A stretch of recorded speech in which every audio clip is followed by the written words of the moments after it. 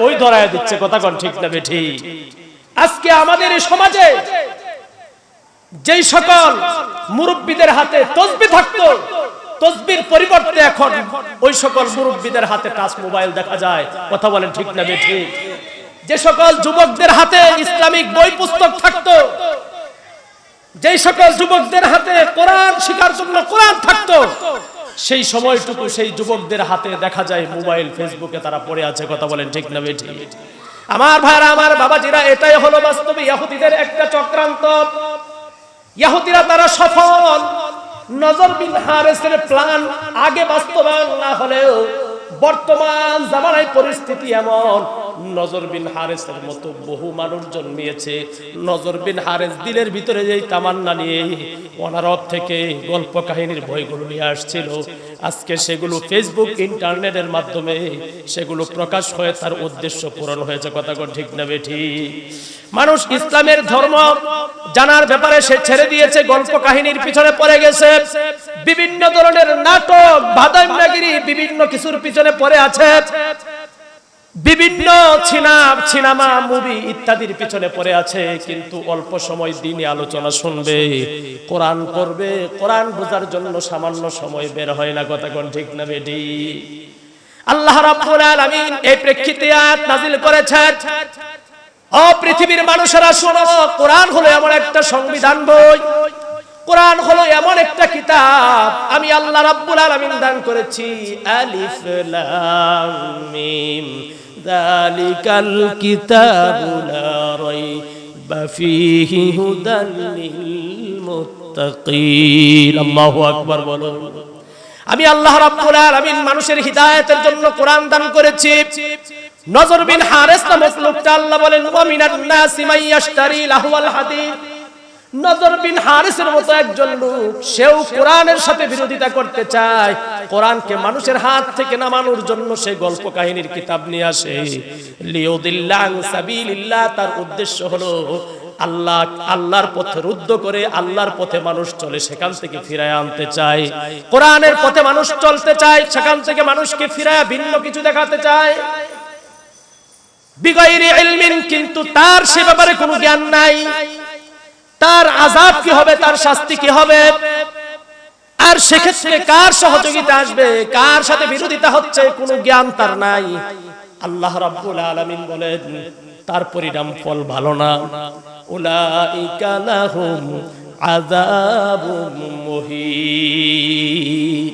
নজর বিন হারেস নয়, কিয়ামত পর্যন্ত যত মানুষ আসবে, মানুষের হাত থেকে কোরআনকে রেখে দেওয়ার জন্য, ভিন্ন কিছু হাতে ধরায় দেওয়ার জন্য, সে নজর বিন হারেসের উত্তরসূরি। আল্লাহ তাকেও বলেন তোর জন্য কঠিন আযাব রয়েছে। অনর্থক গল্প কাহিনীর ভিতরে যে ফালায় রাখে, আমরা দেখি বিভিন্ন দোকান পাটে ইত্যাদিতে মানুষকে অল্প সময়, বেশ সময় বসায় রাখার জন্য ভিন্ন প্রক্রিয়া আরম্ভ করেছে বর্তমানের দোকানদাররা। আগে ছিল সাদা কালো টিভি, বাদ দিছে, এরপরে রঙিন তাও বাদ, এখন এলইডি, ছোট তাও বাদ, বড় এলইডি এনেছে, কথা কোন ঠিক না বেটি? জিজ্ঞাসা করলে দেখা যায় ব্যবসায়ী ভাইরা বলে, ভাই হুজুর আপনি কি বলবেন, সারা দিন আমি ব্যবসায় বসে থাকি, আমার দোকানে কাস্টমারের কোনো আগমন নাই, কাস্টমার ধরে রাখার জন্য আমি এই প্রক্রিয়া অবলম্বন করেছি। আল্লাহ রাব্বুল আলামিন বলতে চান, তুমি তো প্রক্রিয়া অবলম্বন করেছো, ভিন্ন প্রক্রিয়া, কোরআনের প্রক্রিয়া নয়। ইসলাম থেকে দূরে সরানোর জন্য, অনর্থক মানুষের সময় নষ্ট করার জন্য প্রক্রিয়া অবলম্বন করলাম। শুনে রাখো, দুনিয়া অর্জন হতে পারে তোমার, কিন্তু পরকাল তোমার বরবাদ। উলাইকা লাহুম আযাবুম মুহিন, তোমার জন্য রয়েছে যন্ত্রণাদায়ক এবং অপমানকর শাস্তি। নাউজুবিল্লাহ বলুন। এই আয়াতের আরেকটা শানে নজুল হলো, কানা ইয়াশতারি মারআতান মাগনিয়াতান। নজর বিন হারেস যখন দেখলো গল্প কাহিনীতে মানুষ বসে না, তখন ভিন্ন প্রক্রিয়ায় আয়োজন। আমরাও দেখি অনেক সময় মানুষকে জমানোর জন্য, যদি বদদিন হয়, একটা জিকিরের মজলিস দিল, লোক হয় না, তখন ওই কমিটি মিলে আবার গানের মজলিস দেই, কথা কোন ঠিক না বেটি? লোক জমানোর প্রয়োজন, নিজেদের ক্ষমতা অর্জনের প্রয়োজন, টাকা পয়সার প্রয়োজন, লোক না হলে হবে না। কথা কোন ঠিক না ঠিক? তখন বিভিন্ন জায়গা থেকে নর্তকীদেরকে ভাড়া করে এনে, খারাপ মহিলাদেরকে ভাড়া করে এনে, যেখানে মাহফিল হয়েছিল, যেখানে জিকিরের মজলিস হয়েছিল, যেখানে কোরআনের মজলিস হয়েছিল, ওই জায়গার ভিতরে গানের মজলিস হইতেছে না? হইতেছে না? মাহফিলের সভাপতি যে ছিল, অনেক জায়গায় দেখা যায় ওই গানের মজলিস, গানের নাট্যমঞ্চের সভাপতি সে। কথা কোন ঠিক না ঠিক? আল্লাহ রাব্বুল আলামিন এই আয়াতে বলতে চান, তোমরা তো সাধারণ কাজ করতেছো না, এটা অসাধারণ কাজ। এটা তো আমি আল্লাহর সাথে বিরোধিতা, এটা আমার কোরআনের সাথে বিরোধিতা, এটা আমার নবীর সাথে বিরোধিতা। দুনিয়ার ইতিহাস তালাশ করে দেখো, আমার সাথে যারা বিরোধিতা করেছে, কোরআনের সাথে যারা বিরোধিতা করেছে, আমার পয়গম্বরের সাথে যারা বিরোধিতা করেছে, সাময়িকের জন্য যদিও তারা প্রতাপশালী হয়েছে, ক্ষমতাশালী হয়েছে, কিন্তু তাদের ক্ষমতা, তাদের অর্থ সম্পদ কিন্তু স্থায়ী থাকে না। ঠিক না ঠিক? এজন্য আমার ভাইরা, আমার বাবাজিরা, দ্বিতীয় আরেকটি শানে নজুল হলো, কানা ইশতারি মারআতান মাগনিয়াতান। সে মক্কার বাহিরে যেত, মক্কার মানুষগুলো ভালো ছিল, ভালো গায়িকা আনার জন্য, যেন সুন্দর গান গায়, নাচতে পারে, গাইতে পারে, এমন কিছু মেয়েদেরকে আনার জন্য, ভাড়া করে আনার জন্য সে মক্কার বাহিরে চলে যেত। আমাদের সমাজেও এমন আছে, এলাকায় নাচতে পারে এমন মেয়ে নাই, ঢাকা থেকে ভাড়া করে আনে। কত হতভাগা হয়ে গেছি আমরা, কত অন্ধবধির মুসলমান। আবার সেই নাটকের কথা, গানের কথা কিন্তু মাইকের ভিতরে এলান করা হচ্ছে। কথা কোন ঠিক না ঠিক? আল্লাহ রাব্বুল আলামিন বলেন, জীবনের ইতিহাস শিক্ষার জন্য কোরআন পড়ো, নিজের জীবনকে সহি করার জন্য কোরআন ধরো, সবকিছু ছাড়ো। কারণ নজর বিন হারেসের উত্তরসূরি তুমি হয়ো না। নজর বিন হারেসের জন্য আমি আল্লাহ জাহান্নামের কঠিন শাস্তি রেখেছি। তুমিও যদি এমন করো, তাহলে তোমার জন্য আমি আল্লাহর কঠিন শাস্তি। নাউজুবিল্লাহ বলো। নজর বিন হারেস এভাবে মেয়েদেরকে আনতো, গায়িকাদেরকে আনতো। এলাকার ভিতরে তখন তো কোনো মাইক ছিল না, তার দলবলের লোক দিয়ে এলান করে দিত, পুরা এলাকায় জানায় দিবি আজকে রাত্রে বেলায় গান হবে, নাচ হবে। আছে না নাই? তখন অনেক মানুষ হুজুকের উপর আসতো, মুসলমানরা আসতো না, বদ্দিনরা আসতো। আসার পর বলতো মুহাম্মদ তোদেরকে, অথবা নতুন মুসলমান যারা তারা আসতো, আসার পর বলতো তোদের মুহাম্মদ তোদেরকে কোরআন শোনায়। বল দেখি কোরআন শুনে মজা বেশি লাগে নাকি গান শুনে?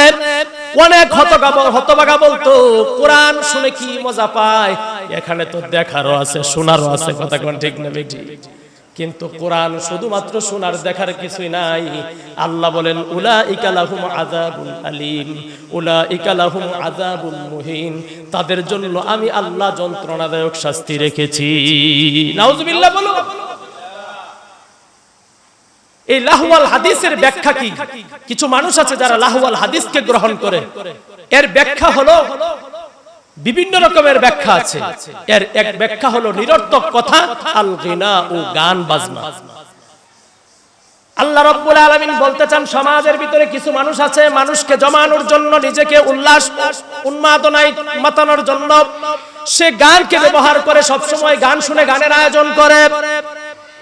গান কত খারাপ, মারাত্মক জিনিস। আল্লামা ইবনে তাইমিয়া রাহমাতুল্লাহি আলাইহি বলেন, আল গিনাউ খামরুল লিল কলবি। গান এটা সাধারণ কোনো জিনিস না। গান হলো, এটা মদ খাইলে যেমন মাতাল হয়ে যায় মানুষ, তার ব্রেইনে কোনো কাজ করে না। আর গান হলো মন তথা কলবের মদ, কলবের শরাব। গান শুনলে কলব মাতাল হয়ে যায়, কলবের ভিতরে অন্য কোনো কাজ করে না। অনেক বড় আলেম আল্লামা ইবনে তাইমিয়া বলেন, আল গিনাউ খামারুন লিল কলব, আল খামরু ইউখামিরুল আকলা। শরাবের কাজ হলো, মদের কাজ হলো, সেটা বিবেককে বিবেকহীন বানায় দেয়। আর গানের তাসির হলো, গান শুনলে মানুষের দিলের ভিতরে একটা উতাল পাতাল আরম্ভ হয়ে যায়। নবীজি সাল্লাল্লাহু আলাইহি ওয়াসাল্লামের ভাষায় সেটাকে বলা হয় আল গিনাউ ইউমবিতুন নিফাকা ফিল কলবি কামা ইউমবিতুল মাউজ যারা। আল্লাহু আকবার বলুন। গান মানুষের ভিতরে এমন উতাল পাতাল আরম্ভ করে, নিজের মনটাকে গুনাহের জন্য এতটাই উর্বর করে দেয়, যেমন দীর্ঘদিন যাবত একটা জায়গায় পানি হয় না, বৃষ্টি হয় না, হঠাৎ বৃষ্টি হওয়ার পর সেখানে যেমন ঘাস গজায়া যায় অল্প সময়ে, তার থেকেও আরো বেশি উর্বর করে দেয়। গান মানুষের অন্তরকে গুনাহের প্রতি ধাবিত করে দেয়। এজন্য নবীজি সাল্লাল্লাহু আলাইহি ওয়াসাল্লাম বলেন, যদি গান শুনো তাহলে তুমি বিপদগামী হইবা, যদি গান শুনো তাহলে জাহান্নামী হইবা, যদি গান শুনো তোমার অন্তর অস্থির থাকবে। আল্লাহ রাব্বুল আলামিন বলেন, আলা বিযিকরিল্লাহি তাতমাইন্নুল কুলুব। আমি আল্লাহ অন্তরের শান্তি রেখেছি জিকিরের মাঝে। সুবহানাল্লাহ বলুন। যে যত বেশি জিকির করবে, জিকির শুনবে, তার দিলের ভিতরে তত শান্তি অনুভব করবে। আমার ভাইরা, আমার বাবাজিরা, আমার মা বোনেরা খুব ভালো করে শুনুন। এজন্য দেখবেন নামাজের আগে পরে কিন্তু শান্তি থাকে না।